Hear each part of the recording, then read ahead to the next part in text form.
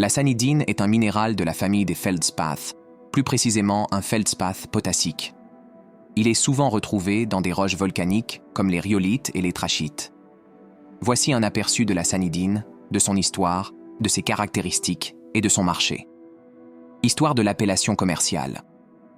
Le terme sanidine dérive du mot latin sanus, qui signifie sable, et il a été utilisé pour décrire ce minéral en raison de sa présence fréquente dans des dépôts de cendres volcaniques. Bien que la sanidine ne soit pas une pierre précieuse dans le sens traditionnel, son utilisation dans la joaillerie et la collection de minéraux a commencé à attirer un certain intérêt au fil des ans, en particulier parmi les collectionneurs de minéraux. Variation de couleur.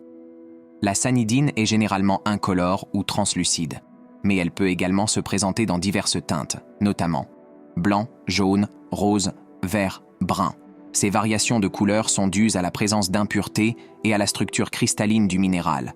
Caractéristiques minérales. Formule chimique, calcitroise OU8, dureté, 6 à 6,5 sur l'échelle de Mohs. Système cristallin. Monoclinique clivage. Évident selon deux directions. Densité. Environ 2,56 grammes par centimètre cube. Transparence. Translucide à opaque gisement, réputé. La sanidine se trouve dans plusieurs régions minérales, notamment États-Unis, principalement dans des zones volcaniques comme le parc national de Yellowstone, dans le Wyoming. Italie, les roches volcaniques de la région des champs flégréens et d'autres zones.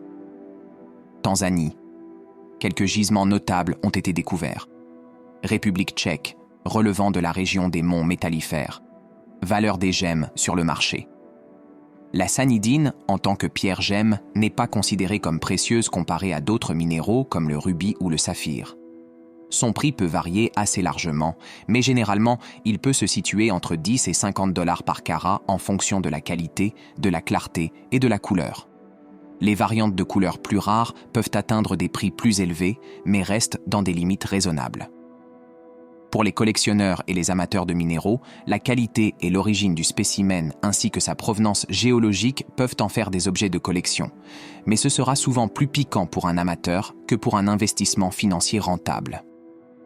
Conclusion.